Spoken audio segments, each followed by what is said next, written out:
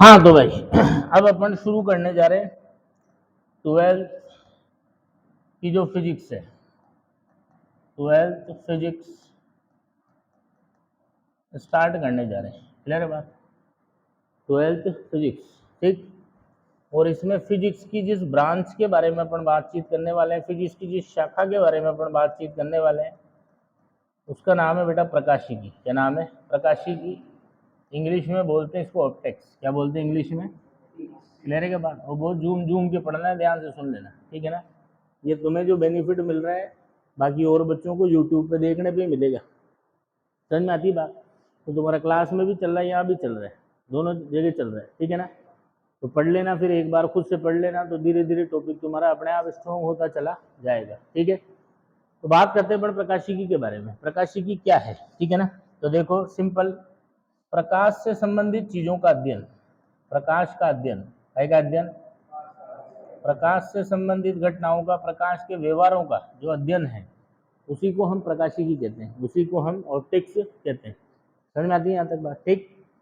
अब ये जो प्रकाशिकी है ना बेटा, इसको भी क्या किया गया है, कुछ उपशाखाओं में बांटा गया है, सब ब्रांचेज में डिवाइड किया गया है, ठीक है ना। वो उपशाखाएं कौन कौन सी है? तो सबसे पहली आती है हमारे पास, जिसको बोलते हैं अपन किरण प्रकाशिकी। क्या बोलते हैं? किरण प्रकाशिकी। क्या बोलते हैं? किरण प्रकाशिकी। क्लियर है बात? किरण प्रकाशिकी इंग्लिश में बोलते हैं इसको रे ऑप्टिक्स। क्या बोलते हैं? रे ऑप्टिक्स, ठीक है ना।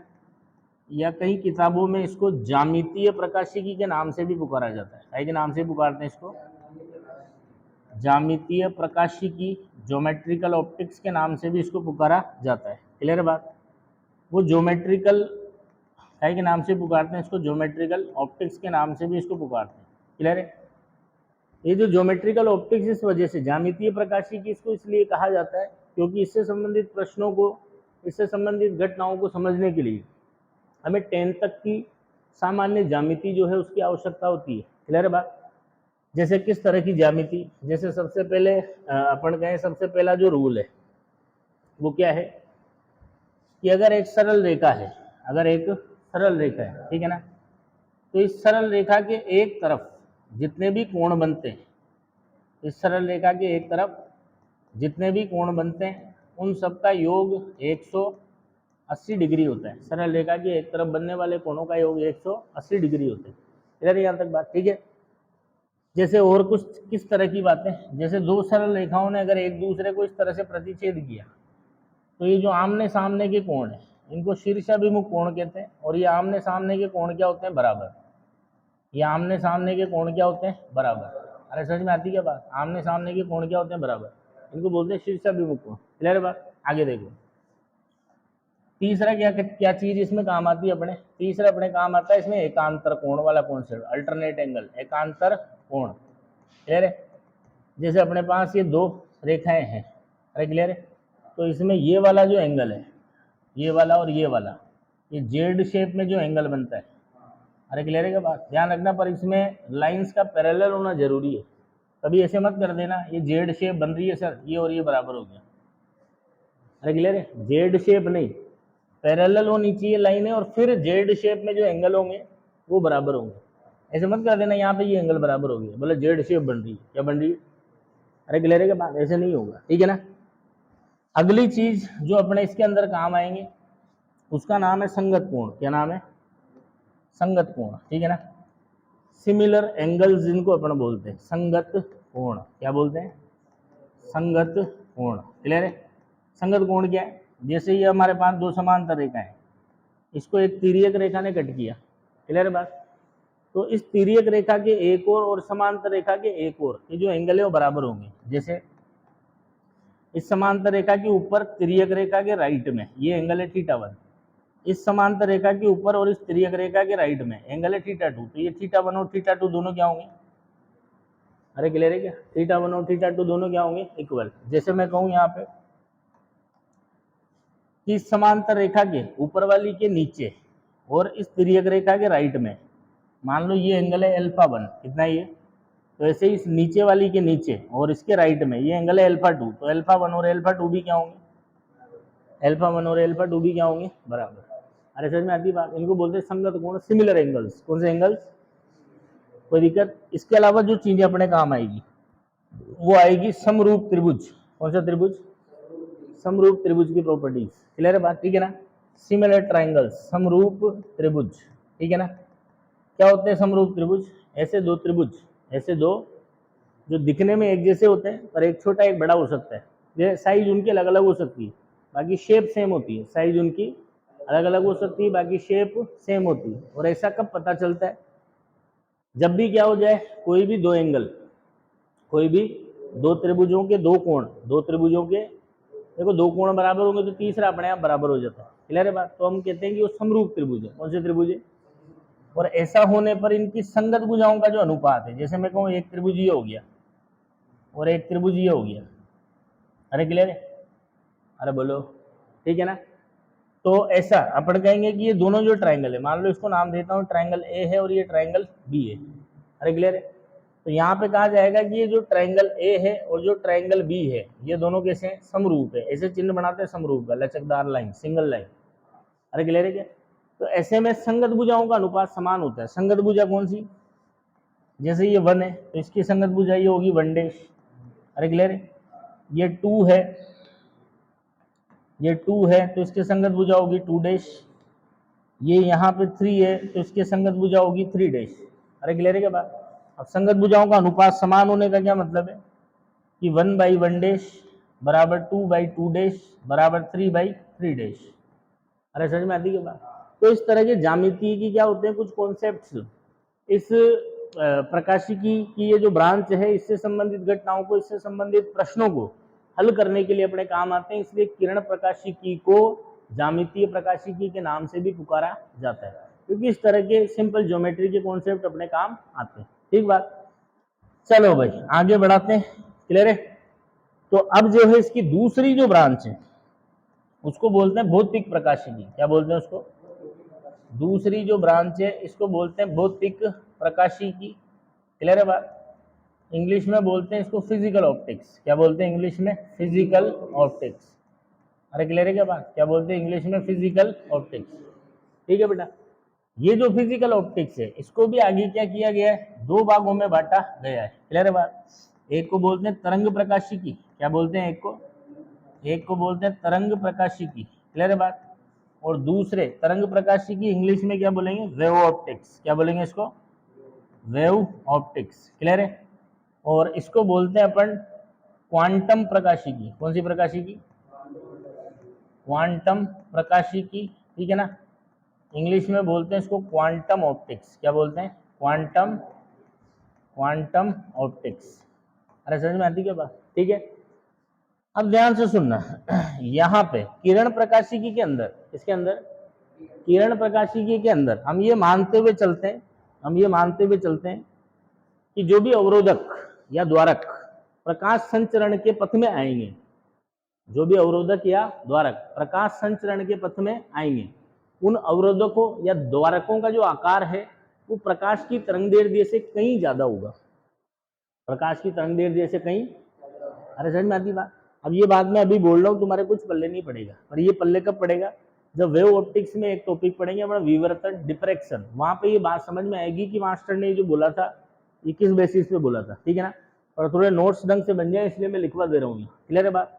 तो यहाँ पे अपन क्या मान करके चलेंगे? पहली बात इसके अंदर मान के चलेंगे कि प्रकाश संचरण के पथ में, प्रकाश संचरण के पथ में आने वाले, प्रकाश संचरण के पथ में आने वाले अवरोधक, अवरोधक क्या होता है? जैसे दीवार हो गई, मैं हो गया, तू हो गया, तेरी उंगली हो गई। अरे क्लियर है बात? प्रकाश जा रहा है और बीच में तेने उंगली कर दी, बीच में प्रकाश प्रकाश जा रहा है, बीच में क्या कर दी? उंगली। तो वो जो उंगली है ना वो क्या है? वो अवरोधक है। क्या है वो? अरे क्लियर है बात? कहीं पे खिड़की आ गई, कहीं पे छेद आ गया तो उसको बोलते हैं द्वारक। क्या बोलते हैं उसको? अरे क्लियर है बात? ठीक है? तो खाली जगह आ गई तो द्वारक, और कोई रोकने वाला आ गया तो अवरोधक। क्लियर है बात? तो प्रकाश संचरण के पथ में आने वाले अवरोधक या द्वारक का आकार बहुत बड़ा होगा। किससे? प्रकाश के लैम्डा का मतलब है प्रकाश की तरंग दैर्ध्य, प्रकाश की तरंग दैर्ध्य। क्लियर है बात? इसलिए यहाँ पे अपन मान करके चलेंगे कि प्रकाश का संचरण, यहाँ पे अपन मान के चलेंगे क्या कि प्रकाश का संचरण सरल रेखीय पथ पर होता है। प्रकाश का संचरण सरल रेखीय पथ पर होता है। अरे क्लियर है क्या बात? प्रकाश का संचरण किस पे होता है बेटा? सरल रेखीय पथ पर होता है। क्लियर है बात? और उसी सरल रेखीय पथ को फिर प्रकाश किरण कहेंगे, वो आगे अभी करेंगे अपन चर्चा। क्लियर है बात? इसके अंदर ये जो अपना क्या है, रे ऑप्टिक्स है, जो किरण प्रकाशिकी है, ठीक है। इसके अंदर जो घटनाएं अपने को पढ़नी है प्रकाश से संबंधित, वो कौन कौन सी घटनाएं? तो सबसे पहला अपन इसके अंदर पढ़ेंगे प्रकाश का परावर्तन, रिफ्लेक्शन ऑफ लाइट, ठीक है ना। दूसरी घटना अपन पढ़ेंगे प्रकाश का अपवर्तन, और तीसरी घटना जो इसके अंदर पढ़ी जाती है वो है वर्ण विक्षेपण। कौन से? वर्ण विक्षेपण। अरे क्लियर है क्या बात? हालांकि ये वर्ण विक्षेपण अपने 12th आरबीएससी के सिलेबस में नहीं है, 12th आरबीएससी के सिलेबस में नहीं है। और फिर भी 10th क्लास में तो पढ़ा ही होगा तुमने, याद है ना न्यूटन साहब ने क्या किया था? सफेद प्रकाश को प्रिज्म में से गुजारा था तो 7 रंगों में बट गया था, इंद्रधनुष, विबग्योर। अरे समझ में आती है बात, ठीक है ना। तो वो अपने 12th में नहीं है, फिर भी अपन यहाँ जब पढ़ेंगे तो उसको मैं कंप्लीट कराऊंगा। बाकी तुम्हारी मर्जी, तुम उसको सेल्फ स्टडी के टाइम पढ़ते हो या नहीं पढ़ते हो, मैं कंप्लीट करा दूंगा, ठीक है ना। नेक्स्ट देखो, इसके बाद बात करते हैं, क्योंकि अपने को तो जेई नीट लेवल तक जाना है, तो जेई नीट लेवल में तो है वो टॉपिक। अरे क्लियर है क्या बात? ठीक है, बात करते हैं अपन तरंग प्रकाशी। हो सकता है शायद सीबीएसई में भी होगा, पर आरबीएसई में तो नहीं, अभी तक तो नहीं है। नया कोई सिलेबस कुछ जुड़ जाए तो वो एक अलग बात है, ठीक है ना। तरंग प्रकाशिकी, यहाँ पे अपन मान करके चलेंगे कि जो प्रकाश की प्रकृति है, किसकी प्रकृति है? प्रकाश की जो प्रकृति है वो तरंग की तरह है। प्रकाश की प्रकृति को कैसा मान के चलेंगे अपन कि प्रकाश एक तरंग है। प्रकाश क्या है? एक, अरे क्लियर है।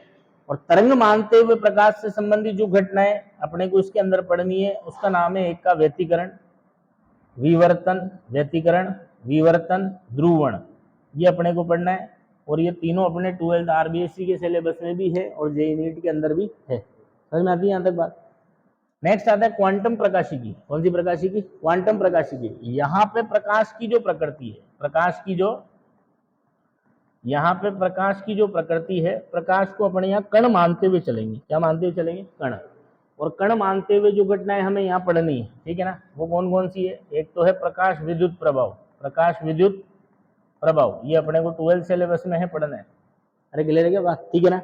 इसके अलावा और भी बातें होती है, जैसे रमन प्रभाव। अभी क्या होता है, ये 12th के सिलेबस में तो नहीं है, पर कर लेंगे थोड़ी बात जब करेंगे चर्चा, ठीक है ना। इसके अलावा अपने पास होता है क्रॉम्पटन प्रभाव। कौन सा प्रभाव? क्रॉम्पटन प्रभाव। ये सब किसके अंदर पढ़े जाते हैं?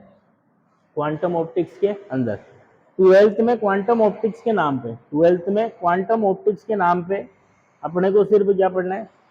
प्रकाश विद्युत प्रभाव। क्या पढ़ना है? प्रकाश विद्युत प्रभाव। समझ में आती बात, ठीक है ना। अब मैं इसको सेव कर दे रहा हूँ, तुम्हारी इच्छा हो तो फिर तुम बाद में क्या कर लेना, इन चीजों को लिख लेना। अरे क्लियर है क्या बात? ठीक है, चलो तो एक बार वापस से रिपीट कर देते हैं अपन। 12th फिजिक्स में जो अपन ने स्टार्ट किया वो ब्रांच कौन सी है? प्रकाशिकी, ऑप्टिक्स। क्लियर है बात? बोलो, प्रकाशिकी का मतलब क्या है? प्रकाश का अध्ययन, प्रकाश से संबंधित घटनाओं का, प्रकाश के व्यवहारों का अध्ययन, इसी को क्या बोलते हैं अपन? प्रकाशिकी।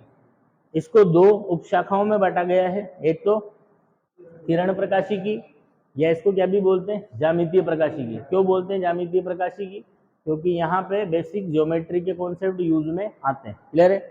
दूसरा है भौतिक प्रकाशिकी। भौतिक प्रकाशिकी बोले तो इसको 2 भागों में बांटा गया है, ठीक है ना। एक तो तरंग प्रकाशिकी और दूसरा क्वांटम प्रकाशिकी। क्लियर है बात? किरण प्रकाशिकी के अंदर क्या होगा कि जो प्रकाश संचरण की दिशा में आने वाले, प्रकाश संचरण के पथ में आने वाले अवरोधक या आने वाले द्वारक, अवरोधक मतलब कोई ऐसी चीज जो प्रकाश को ब्लॉक कर दे, द्वारक मतलब कहीं पे कोई छेद आ गया, खिड़की आ गई, क्लियर है बात, उसको बोलते हैं द्वारक। उसका जो आकार होगा ना वो प्रकाश की तरंगदैर्ध्य से बहुत ज्यादा होगा, इसलिए प्रकाश का संचरण कौन से रास्ते पे होगा? सरल रेखीय पथ पर। कौन से पथ पर? और वो जो सरल रेखीय पथ है उसी को आगे जाकर के क्या बोलेंगे अपन? प्रकाश किरण। क्या बोलेंगे उसी को? Ray of light. क्लियर है? नेक्स्ट आता है, और इसमें जो घटनाएं अपने को पढ़नी है वो कौन कौन सी है? परावर्तन, अपवर्तन, वर्ण विक्षेपण। क्लियर है बात? तरंग प्रकाशिकी, इसके अंदर हम प्रकाश को क्या मान करके चलेंगे कि प्रकाश एक तरंग है। प्रकाश क्या है? एक तरंग है। क्लियर है बात? और यहाँ पे 3 घटनाएं अपने को प्रकाश से संबंधित पढ़ना है, व्यतिकरण, विवर्तन, ध्रुवण। और याद करो व्यतिकरण तो 11th में अपन पढ़ चुके, ठीक है। तो 11th प्रकाश वो पढ़ा था ना, तरंगों का व्यतिकरण 11th क्लास में, तो बिल्कुल ये वैसा का वैसे ही चलेगा, कैलकुलेशन वैसी की वैसी होगी, हालांकि पढ़ाया वापस जाएगा। अरे समझ में आती के बाद, बाकी सब वैसा का वैसा ही होगा, ठीक है ना। वही विनाशी व्यतिकरण, समकोशी व्यतिकरण, विनाशी कब होता है, समकोशी कब होता है, अधिकतम तीव्रता का क्या फॉर्मूला है, न्यूनतम तीव्रता का क्या फॉर्मूला है, परिणामी तीव्रता का क्या फॉर्मूला है, परिणामी आयाम का, अधिकतम आयाम का, अधिकतम तीव्रता का, ये सारी बातें। अरे क्लियर है क्या। क्वांटम प्रकाशिकी, यहाँ पे प्रकाश की प्रकृति को कैसा मान के चलोगे आप, कण। प्रकाश को कौन सा क्या मानोगे कि प्रकाश की प्रकृति कण है, क्या है, क्लियर है बात। और यहाँ पे अपने को जो मेनली पढ़ना है वो पढ़ना है प्रकाश विद्युत प्रभाव। हालांकि कण प्रकृति मानते हुए 2 घटनाएं और समझ में आती है, जिनका नाम है, एक का रमन प्रभाव और दूसरे का क्रॉम्पटन प्रभाव। कोई दिक्कत यहाँ तक, पक्का पक्का, बढ़े आगे।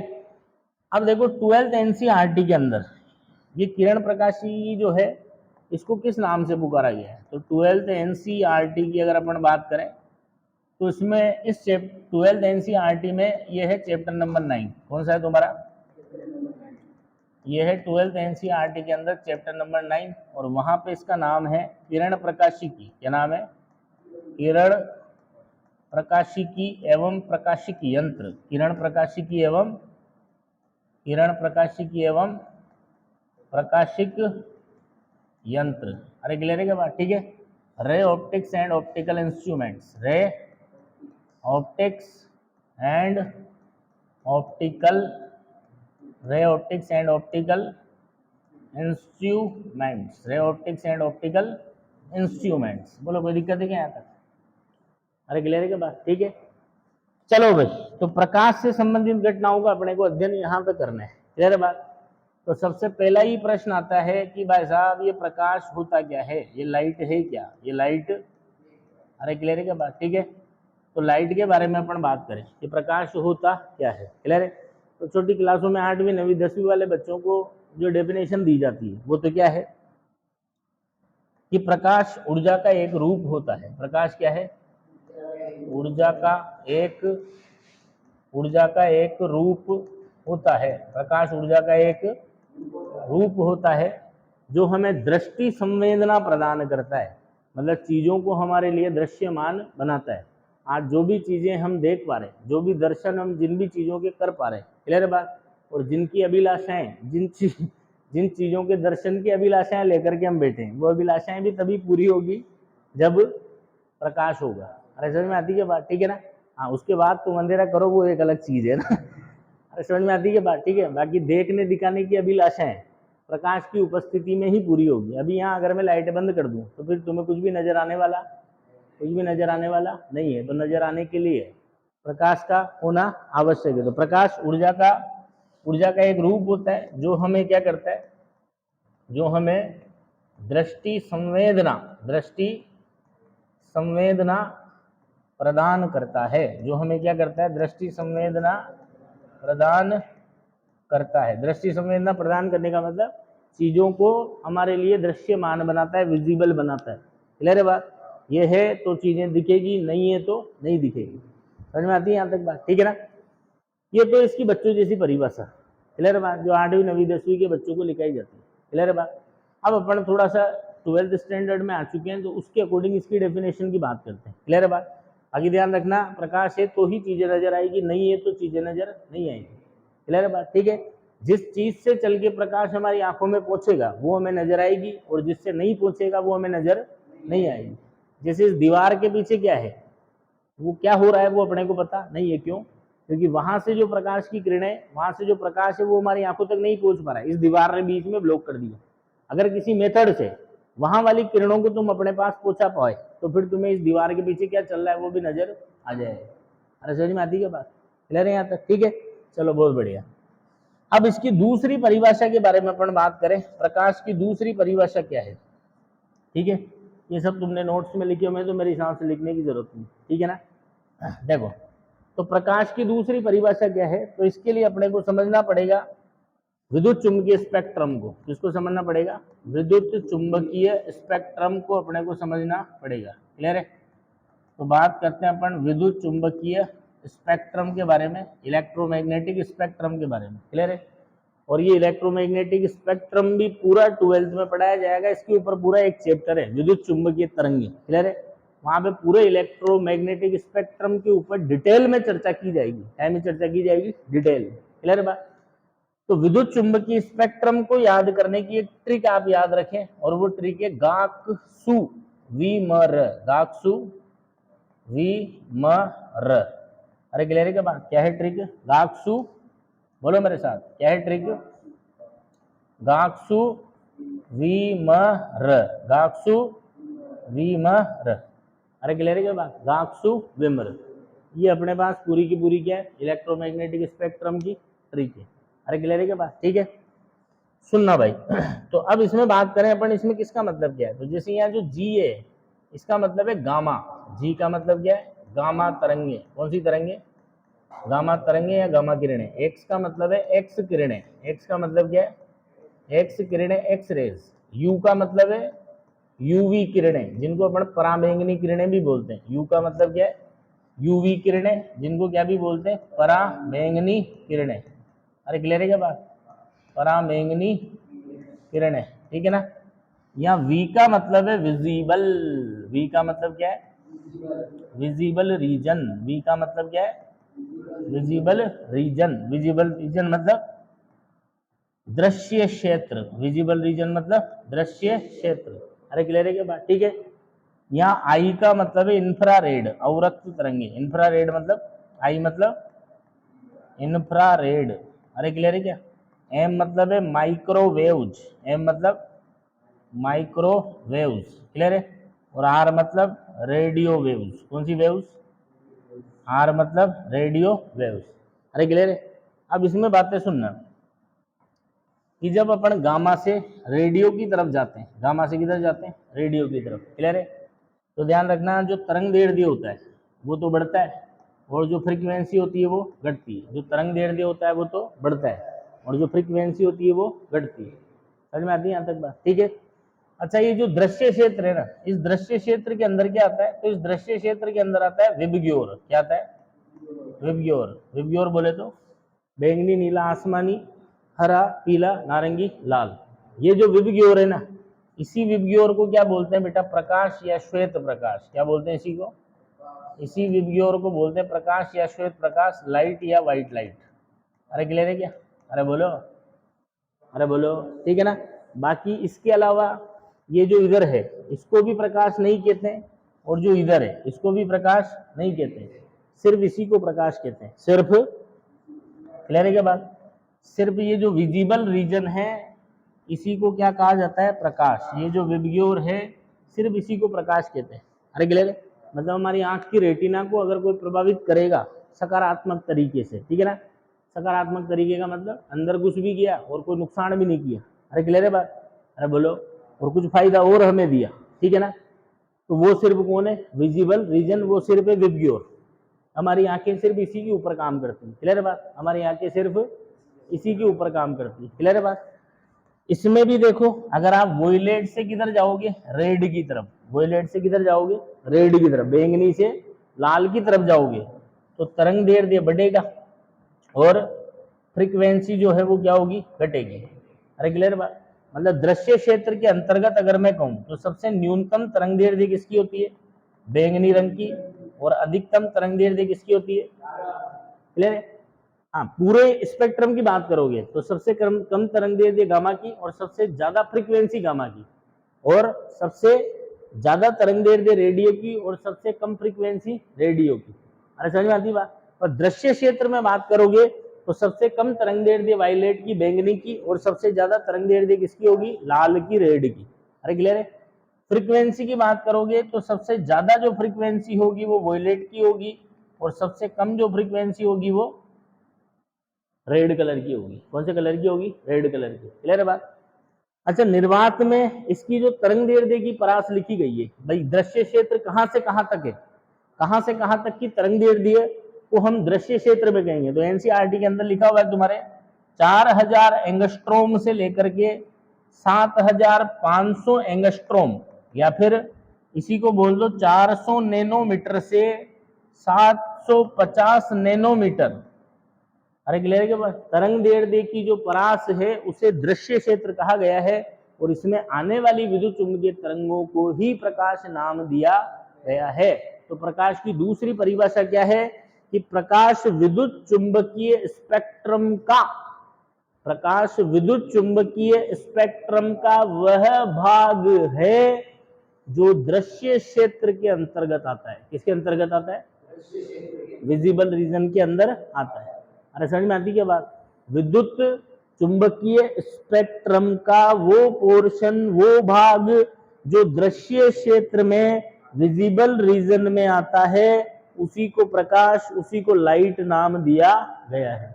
अरे समझ में आती क्या बात? अच्छा बात आती है यार ये प्रकाश जो है एक ही रंग का क्यों नहीं होता? ये अलग अलग रंगों के क्यों है प्रकाश? भाई प्रकाश एक ही रंग का क्यों नहीं होता? ये अलग अलग रंगों के क्यों है प्रकाश? अरे क्लियर बात?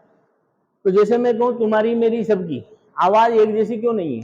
जैसे मैं जिस जो साउंड में प्रोड्यूस करता हूँ, तुम भी क्या वही साउंड प्रोड्यूस करते हो? तुम्हारी आवाज क्या होती है? कई बार लोगों को आवाज से नहीं पहचान लेते क्या? अपन फोन आता है, फोन उठाते हैं अपन ने, नंबर भी नहीं देके, कुछ भी नहीं देके। जैसे कई बार मेरे साथ होता है, बाइक पे जब चल रहे होते हैं तो मैं ब्लूटूथ कनेक्ट करके रखता हूँ, फोन जेब में होता है। क्लियर बात? तो फोन जैसे ही उठाया, अब तुरंत सामने वाला बोला, अगर आवाज समझ में आ जाती है तो अपन बोलते हैं हाँ हाँ बोलो क्या हुआ। और अगर नहीं समझ में आई तो फिर कौन? तो फिर बोलता अरे यार नंबर भी सेव नहीं कर रखी क्या? वो नाराज हो जाता है सामने वाला है, यार नंबर सेव नहीं कर रखी क्या? अरे भाई ब्लूटूथ से उठाया फोन, फोन जेब में पड़ा है। अरे समझ में आती है बात? ठीक है। तो अपने सबकी आवाज अलग अलग क्यों है? क्योंकि जो अपने थ्रोटल कोड में जो वाइब्रेशंस होते हैं उसकी फ्रीक्वेंसी सबकी अलग अलग है। उसकी फ्रीक्वेंसी क्या है सबकी? इसलिए हमारा सबका साउंड क्या है? अलग अलग है सबका। हम सब अलग अलग तरीके से साउंड करते हैं। क्लियर बात?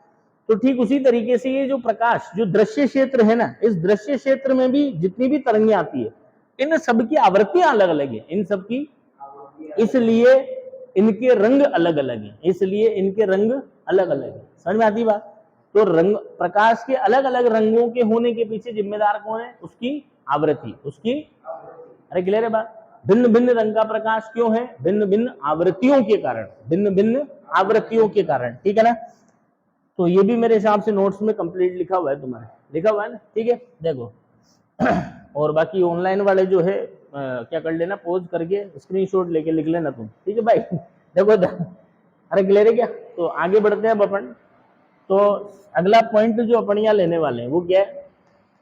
प्रकाश के भिन्न भिन्न रंग, प्रकाश के भिन्न भिन्न रंग, भिन्न भिन्न रंग भिन्न भिन्न आवृत्तियों के कारण होते हैं। भिन्न भिन्न आवृत्तियों के कारण, भिन्न भिन्न आवृत्तियों के कारण होते हैं। अलग अलग कलर का प्रकाश क्यों होता है? अलग अलग फ्रीक्वेंसी, अलग अलग आवृत्ति के कारण। समझ में आती है यहाँ तक बात? ठीक है ना? नेक्स्ट देखो, आगे बढ़े अपन। अच्छा, फिर दूसरी चीज ये ध्यान रखना कि जो आवृत्ति है ना, आवृत्ति जो है वो स्रोत का मूल गुण है। किसका गुण है? अरे समझ में आती बात? जैसे 11th क्लास में पढ़ाया था, मान लो एक तो इस तरह की तरंग है, क्लियर है, और एक अपने पास इस तरह की तरंग है। तो फोटो देख के बता देते हैं अपन। मान लो जैसे इसकी फ्रीक्वेंसी f1 है और इसकी फ्रीक्वेंसी f2 है, तो फोटो देख के कह देंगे अपन f1 छोटा है और f2 बड़ा है। अरे क्लियर है? अब ये ऐसा क्यों है और ये ऐसा क्यों है? क्योंकि जिस स्रोत ने इसको पैदा किया, उसने किया, वो सुस्त होगा। जिस स्रोत ने इसको पैदा किया वो कैसा होगा? सुस्त, धीरे धीरे गिराया होगा। अरे क्लियर है क्या बात? और ये जो है भाई साहब, ये नया होगा, नया लोंडा, है ना?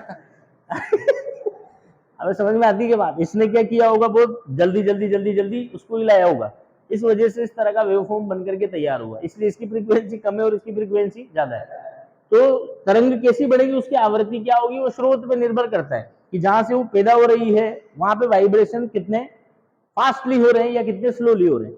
अरे समझ में आती है बात? ठीक है ना? तो अगली चीज ध्यान रखना कि आवृत्ति जो है ना, क्या है? जो आवृत्ति स्रोत का मूलभूत गुण है। आवृत्ति किसका गुण है? स्रोत का गुण है। Frequency is the property of source, frequency is the property of, clear है बात? आवृत्ति स्रोत का गुण है। आवृत्ति किसका गुण है? स्रोत का गुण है। ये माध्यम पर निर्भर, ये माध्यम पर निर्भर नहीं करती है, माध्यम पर निर्भर नहीं करती है। It does not depend on medium, ये माध्यम पर डिपेंड नहीं करती। अरे क्लियर बात? मतलब आपका प्रकाश, मान लो जैसे हरे रंग का प्रकाश था, ठीक है ना, वो हवा में घूमता घूमता पानी में घुस गया, तो ऐसा नहीं पानी में जाते लाल पड़ जाएगा, पानी में भी हरा ही रहेगा, वो पानी में भी कैसा रहेगा, अरे समझ में आती है यहाँ तक बात, ठीक है ना। क्यों? क्योंकि रंग मतलब आवृत्ति, और आवृत्ति मतलब किसका गुण, स्रोत का गुण कि माध्यम का गुण, रंग मतलब आवृत्ति, और आवृत्ति किसका गुण, स्रोत का या माध्यम का, स्रोत का। तो जब तक स्रोत नहीं बदलेगा तब तक माध्यम नहीं बदलेगा। अगर तुमने यहाँ हरे कलर का लट्टू जला दिया और तुम चाहते हो कमरे में लाल प्रकाश हो जाए, अरे समझ में आती बात, तो वो पॉसिबल नहीं है भाई साहब, ठीक है ना। अगर लाल प्रकाश चाहिए तो लाल लट्टू जलाओ, या फिर सफेद लट्टू के ऊपर लाल थैली चढ़ाओ। कई बार देखा होगा तुमने, दुकानों पे करते हैं ना, सफेद लट्टू पे लाल थैली चढ़ा देते हैं। अरे क्लियर है क्या बात, ठीक है। तो प्रकाश किसका मूलभूत गुण है, बोलो, प्रकाश किसका मूलभूत गुण है, क्लियर है बात, सॉरी, आवृत्ति किसका मूलभूत गुण है, स्रोत का। ये माध्यम पे निर्भर नहीं करेगी, अगर आपका प्रकाश चलता चलता अपना माध्यम बदल दे तो उसकी आवृत्ति में कोई फर्क नहीं आएगा, उसकी आवृत्ति में कोई फर्क नहीं पड़ेगा, क्लियर है बात, ठीक है। तो कितने मिनट हो गए इसमें देखना, तो